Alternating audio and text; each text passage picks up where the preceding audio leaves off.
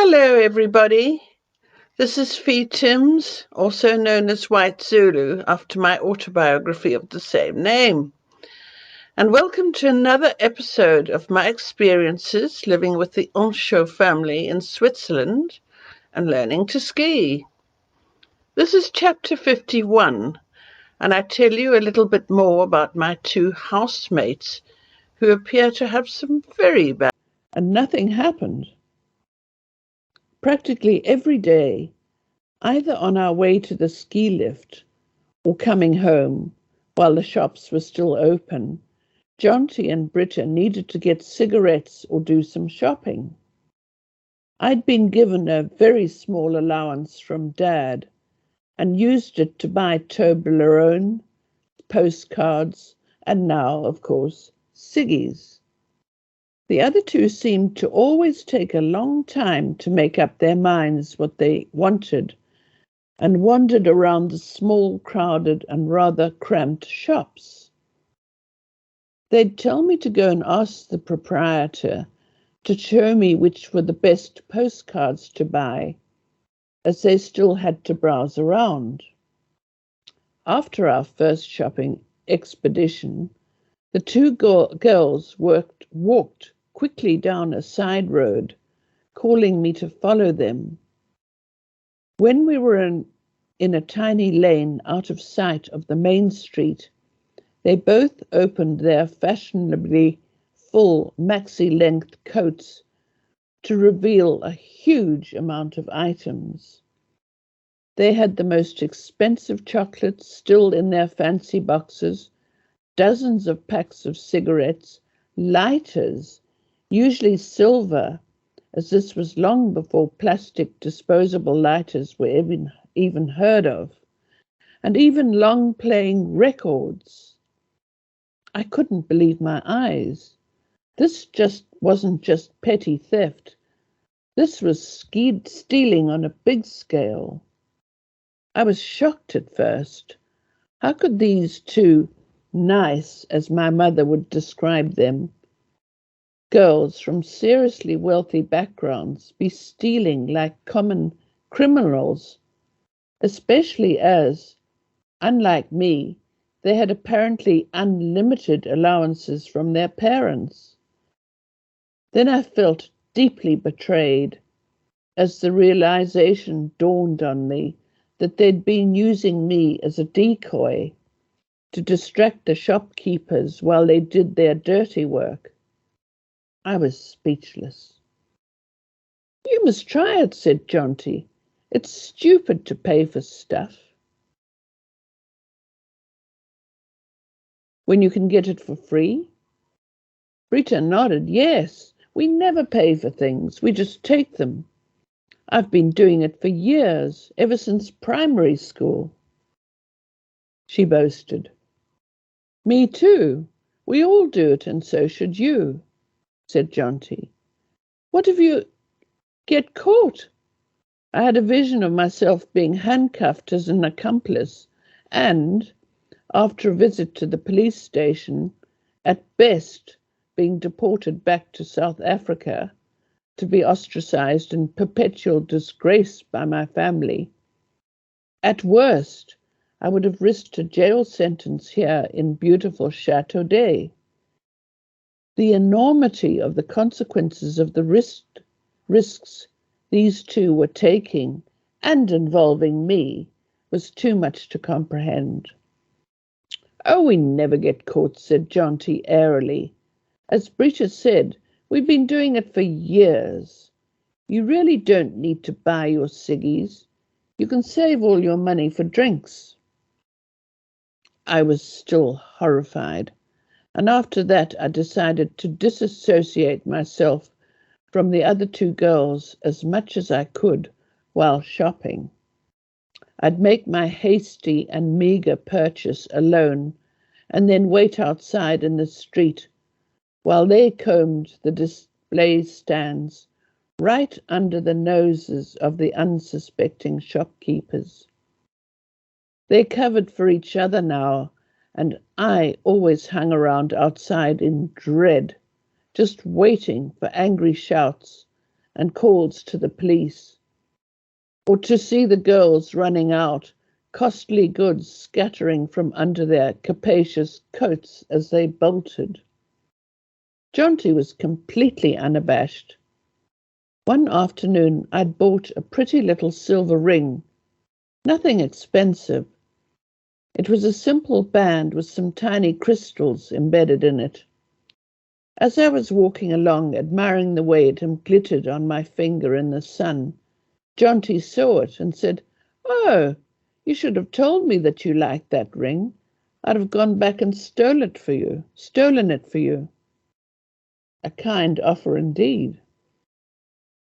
They continued to shoplift as long as I knew them, and I carried on fearing the worst, while I made sure I was never in the same shop with them. It just seemed to me to be so odd, especially as they were very often stole items they'd never need or use, like men's pipes and silver cigar cases. They'd come home from every shopping expedition and unload their spoils onto their beds to pick over the good stuff. I don't know what they did with the rest. The things they couldn't possibly use, probably threw them away. I knew Madame would have been just as shocked as I'd been if she ever found out, and would quite probably have marched them straight down to the police station to be dealt with. Every day, out on the ski slopes, I hoped I'd meet some of the boys I'd been skating with, or even the two who'd gone ski bobbing with us on the off chance that I would be asked out for coffee or even a date. But nothing.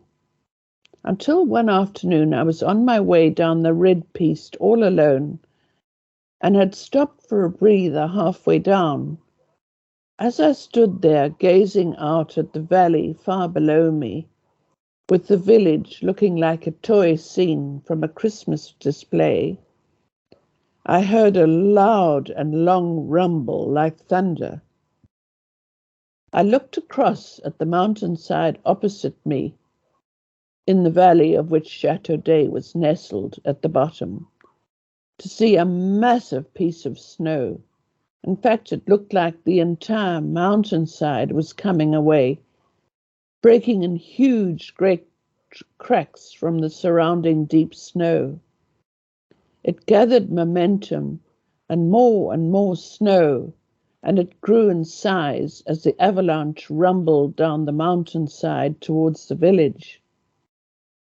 I stood transfixed and fearing the worst, but quite a way higher up the hill was a forest of strategically planted pine trees, and these were enough to arrest the substantial avalanche in its tracks, and the snow dissipated and slowed to a halt, safely high and far from the first chalets above the village.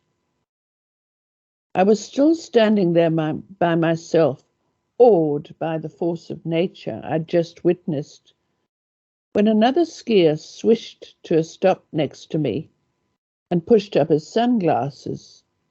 "Did you see that?" I asked him, quite pleased that there was somebody else to have witnessed what I had. "No, what?"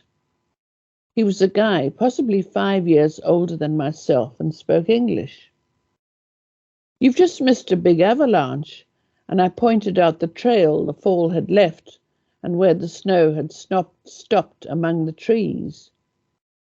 He was disappointed to have missed it, but we struck up a conversation, and it turned out that he was an English doctor, newly qualified, and working as a GP in a country town in England. I think it was Kent, I can't remember. After a while, he asked me if I'd like to join him for a drink after skiing, and mentioned one of the only 2 hotels in the village at that time, in which he was staying for his 2 weeks' holiday. We could meet in the lounge there. I was thrilled to finally have snagged myself a date and explained that I had to ask permission from Madame Anchaud before I could accept his offer, and I'd probably have to have supper first. That's fine. You can ask the receptionist to call me if I'm not already waiting for you when you get there. And he gave me his room number. We skied a couple of runs together before parting company at the last telephorique to town that arrived before nightfall. See you later, he called after me as I walked the short distance home in a warm glow. Finally, somebody fancied me. I couldn't wait until after supper, but asked Madame's permission to go out with my doctor the minute I'd got in the door and shaken the snow off my boots. Certainement non. She was horrified. Allow you to go off with a complete stranger to a hotel on your own? He's probably married, she added darkly before continuing reciting all the reasons why I couldn't possibly go on this date. Can I just ring him and then tell him I'm not coming? I pleaded. No. He's most likely sitting with another unsuspecting young girl right now, offering her drinks. And that was that. The one and only time I'd been asked out so far, and it was out of the question. For the following 2 weeks, I hoped I'd catch a glimpse of the attractive young English doctor out on the ski slopes, so I'd be able to explain why I hadn't pitched up for his invitation. Or, it crossed my mind more than once, sneak off and meet him for a... Oops. Sorry, I've lost my place.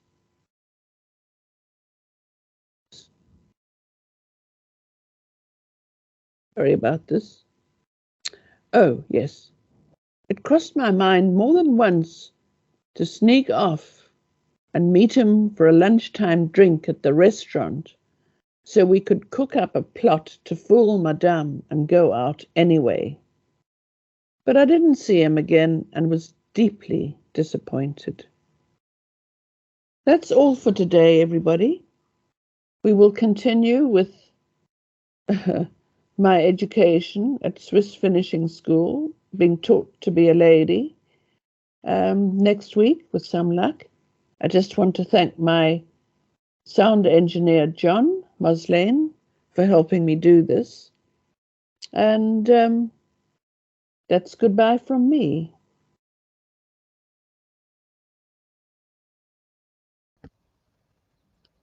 That is all for the time being, and there's more to come next week.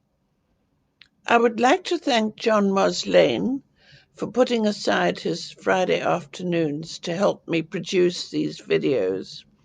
Without him, I could not do this. I would also like to thank Sean van Vuren for his sterling work in uploading my videos to my YouTube channel, adding the photos, as well as managing my channel so professionally.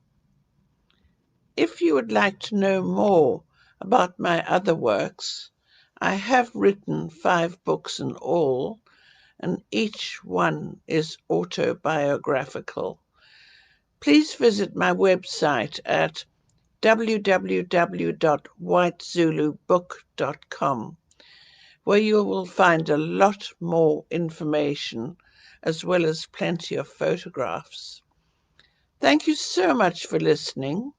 I hope you enjoyed my life story, and there is plenty more to come. A thumbnail photo will be attached each week, and thank you so much for all your support and all the very kind remarks you make in complimenting me on my work. I really appreciate it.